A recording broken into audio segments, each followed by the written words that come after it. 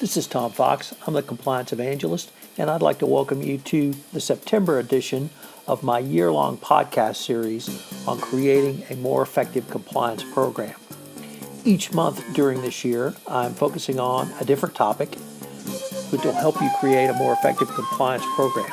And for the month of September, I'm going to focus on innovation in compliance. First, a word from this month's sponsor, Oversight Systems.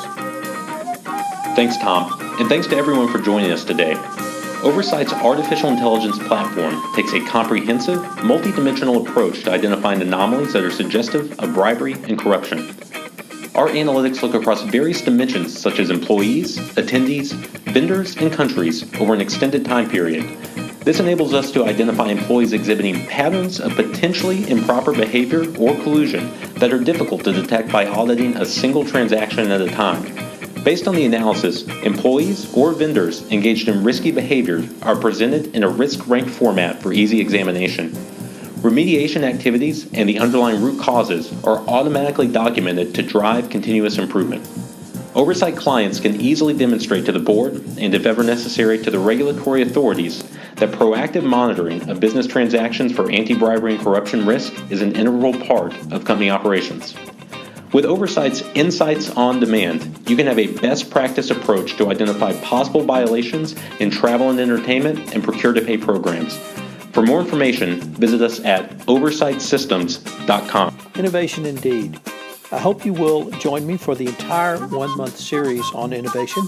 I'm going to take a look at artificial intelligence, social media, leadership, and structural innovations.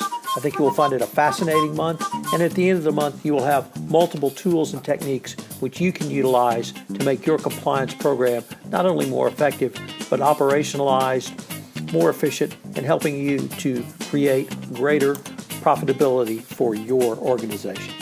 This podcast, 1 Month to a Better Compliance Program, is a part of the Compliance Podcast Network.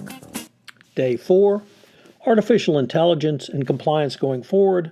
Welcome to ComTech. What will be the role of artificial intelligence in compliance going forward? LawTech has certainly disrupted the legal profession and is reshaping many areas of private legal practice services and their delivery. However, I believe this has multiple implications for the compliance function as well, and indeed there may even be a ComTech industry lurking down the road. Obviously, document review is one area where ComTech could be the most useful. There are many companies who provide keyword searches, and these same concepts translate readily into the compliance world through massive database searches for keywords, such as ongoing email review through email sweeps. The concept is straightforward. At regular intervals, you sweep through your company email base for identified keywords that could be flagged for further investigation if required. Such a sweep is not limited to anti-corruption compliance, but any of the risk factors identified for your company. The objective of this approach is to find the evidence of a compliance breakdown by sweeping systems to uncover items that may contain real issues. From here, you can assess and prioritize by checking and verifying if any issue needs investigating and focusing on the issues you want to investigate first. Further, if warranted, you can invoke your investigation protocol with all the requisite protections and securities. AI can help you to perform all of these more cheaply and more efficiently. Soon, compliance will be pushed more to the forefront in anti-money laundering controls in non-banking traditional commercial enterprises. As banking institutions continue to tighten and strengthen AML controls, criminals and other nefarious actors will move into non-financial corporations to move money for the simple reason that such robust controls required in the financial and financial services world are not generally required in the non-financial corporate world. Non-financial corporations should have robust AML controls in place, and one of the requirements for any best practices AML policy is to know your customer, or KYC. AI can allow a much more robust KYC approach in a non-financial commercial enterprise. Another area where compliance is often left behind is in the arena of mergers and acquisitions. Since at least the 2012 FCPA guidance, the focus on compliance in M&A has been more and more on the pre-acquisition phase of the transaction. Often the compliance function is either brought in at the last minute or does not have the time to adequately perform compliance due diligence, or simply there's an overwhelming amount of data to be reviewed and the resources available or made available to the compliance function is woefully inadequate. AI can help in this area. Indeed, there are companies that have software which allows thousands of documents to be reviewed in the M&A context, separate and apart from the type of document review I discussed previously. This review would include such issues as whether third-party sales representatives have requisite background due diligence in their files, their current status, and the commission rates paid. There could be a review of top sales and business development for folks in high-risk regions and correlated with a gift, travel, and entertainment spend analysis. Finally, you can consider sales in high-risk regions or even sales spikes from low-risk areas from the compliance perspective. A prime example of where AI can assist the compliance function is with third parties in the supply chain. Every multinational has literally thousands of vendors. Getting a handle on those is a challenge simply because of the numbers involved. Using AI, a compliance practitioner can immediately identify vendors that present anti-corruption, compliance, or other risks to an organization. Once again, having led the effort to list out an employee's vendors by hand to begin the risk ranking process, I can personally attest to the greater efficiencies AI can bring to this exercise. There's yet another set of tools that AI can bring to contract review to see if there are specific types of clauses that are not standard. It would seem a relatively easy software coding exercise to adapt such products to compliance clauses. This type of approach could also be used for non-standard government clauses in joint venture agreements or other partnership or sharing agreements. Having once been assigned the task of reading all my employer's joint venture agreements, which were 87, and third-party sales agent contracts, which were 211, literally across the globe, and recalling the amount of time it took me to do so, I can personally attest again to the greater efficiencies when you consider using artificial intelligence in this context. Yet this example points to one of the key disadvantages of artificial intelligence and ComTech going forward. In past years, it was through document review and detailed reading of documents and case law that many junior lawyers were trained. In my experience, in my personal experience, reading all of those joint venture agreements and third-party sales agents agreements gave me a very good education in contract language and which positions were more and less favorable to each party. This is how many young associates were trained in law firms. This very practical method of training will eventually go away. This final example also points to one of the key limitations of AI and ComTech.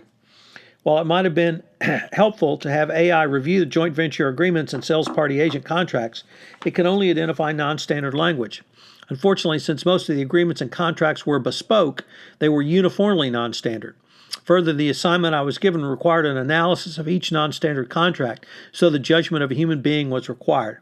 Even as AI becomes more sophisticated, the judgment of a professionally trained compliance practitioner is still required to validate the areas flagged by AI as anomalies.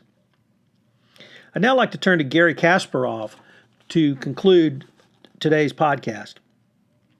He recognized that after his loss to IBM's Big Blue, that computers do well what humans do badly, and vice versa, suggesting a useful complementarity. However, he noted that humans are often fallible, finding patterns and randomness and correlations where none exist. Computers can help us be more objective and amplify our intelligence.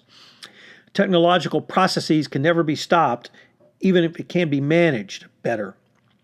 Kasparov formulated his own theorem, which I found extraordinarily interesting, and he calls it Kasparov's laws, and it reads, weak human plus machine plus better process is superior to strong human plus machine plus inferior process.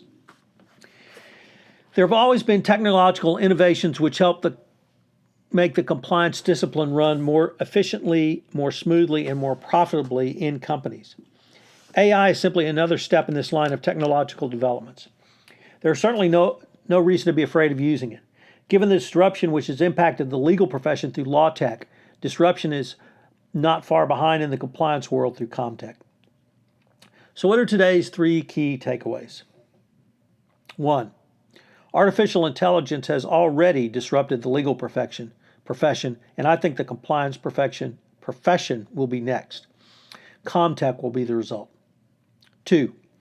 Document review will be the first area of significant AI and ComTech use in compliance.